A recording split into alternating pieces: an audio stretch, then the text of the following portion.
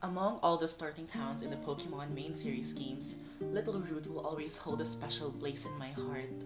Call it nostalgia or the musical theme, which is very reminiscent of the good old days, or just the overall quaint and sleepy feeling that it evokes. Littleroot, regardless of how little and barren it is home to so many memories and adventures of my own Pokemon journey. I remember coming back to this lovely village every now and then when I was a kid, just to hear once more to play in the background the iconic and very cozy music. That is why in this video, as tribute to my favorite town in the entire Pokemon franchise, we will dive deep into the cultural and historical underpinnings of Littleroot and the different characters that reside in its warm embrace. In this video, we will get to learn more about the inspirations from which Littleroot was modeled from and the activities of its residents and their daily preoccupations. Littleroot Town, as it is famously known, is a town that can't be shaded any hue. My interpretation of this is that it is a clean slate, free from any previous bias or trauma. In Littleroot, no matter how powerful or weak you are, you all get to start from the same footing. In spite of all the colorful technological miracles beyond its portals, it remains relatively remote and basks in its deep commune with nature. Littleroot is indeed a town whose colors will never change, a town forever frozen in spring, an eternal summer of quiet and playful respite. In the anime, Littleroot is located on an open cape of southwestern Hoenn. Contrary to what its name might suggest, Littleroot is actually a fairly large town with some towers and small skyscrapers. In the southwest part of town, there is actually a small harbor with some docks and ports where boats can come and go, making Littleroot a small yet active and bountiful place. Within this beautiful town is the laboratory of Professor Birch, who is often out in the field, doing investigative work on Pokemon habitats and distribution and how Pokemon behave in the field, which is very exciting. Professor Birch often works with his child to help observe and capture wild Pokemon. His wife worries about him because he's always busy and rarely has time to come home. He is known to be more outgoing than the other Pokemon professors. To be honest, his job is both fun and dangerous because once he even traveled to Dewford Island just to conduct field research on the Wingle's nesting season. And while examining a Wingle's nest, he slipped from the sea cliff and subsequently landed on a Loudred. You can only imagine how chaotic that turned out. Also, he was also once in the tropical islands, trying to uncover the mystery of how Clamperl and Huntail can evolve using the deep sea tooth and scale.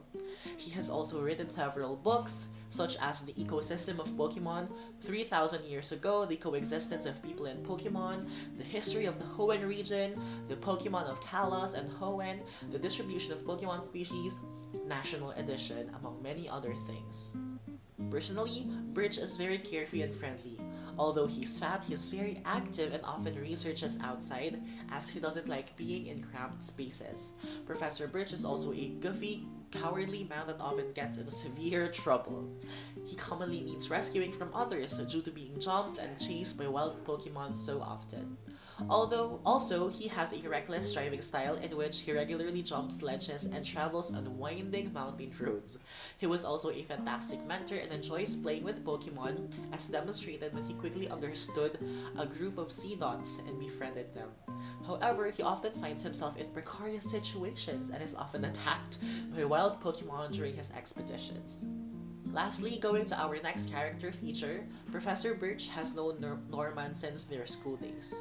Norman in the anime is May's father. He is the gym leader of Petalburg City. Norman cares deeply for his family, wishing his children to have some quality time and good friends. In battle, Norman has perfected his Pokemon in both offense and defense tactics, wanting to see his opponent struggle out to overcome his strategy, since Norman wants to have a really good battle that everyone can enjoy. However, he does not let his children watch his battle, thinking it would distract the challenger. By the way, Norman met his wife Caroline on a flowery field surrounded by beautiflies. Now, how romantic is that? As a stern, fatherly figure, Norman takes his role of gym leader very seriously. He and his Pokemon are a force not to be underestimated. Our next character feature is his daughter May, a 10-year-old Pokemon trainer who became interested in the Pokemon contests and decided on a goal to become a top coordinator. May grew up in Petalburg City. When she was younger, she was playing in the water with some Tentacool, but found herself surrounded by a horde of them. However, when her parents saw this, Caroline tried to catch her because she had mistaken her for a tentacle.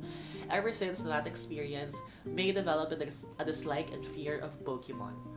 Initially, when May became old enough to become a Pokemon trainer, she used it as an excuse just so she could travel, even though everyone expected her to follow in her father Norman's footsteps. I resonate with May so much on this aspect because I also love to travel, and I had my fair share of expectations from people to follow the footsteps of those who came before me. And because of those expectations were such a tall order, the anxiety and pressure eventually cracked me from the inside out, ultimately making me chart another path for myself which is completely distinct from my parents or from what was initially expected from me. So in that regard, I guess there is a May in all of us. That is why I love her character development so much because she's just so relatable.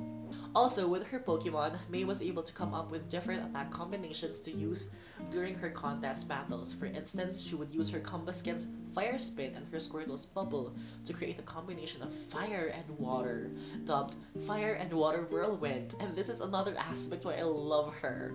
Her creativity and resourcefulness is so fun to watch on screen. May is generally a very sweet and optimistic girl. She enjoys feminine and cute things as well as shopping. May cares about her appearance, sometimes spending so much time in front of the mirror that it causes her traveling companions to become frustrated with her.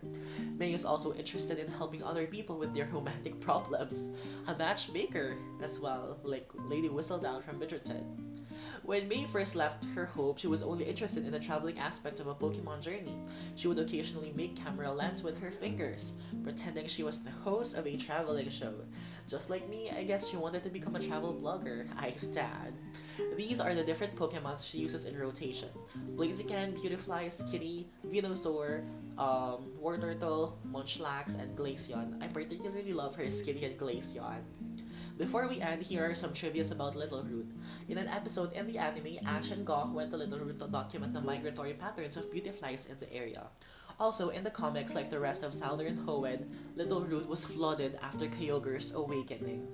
As Hoenn coincides with Kyushu, the island of Kyushu, the location of Littleroot coincides with the city of Sasebo, which is anything but Littleroot in terms of being unassuming and barren. Sasebo in real life is one of the first places that Westerners landed when they came to Japan, and the influence of the Dutch can still be seen today. Here are also some footage of Littleroot made in Minecraft and some artist rendition of the town.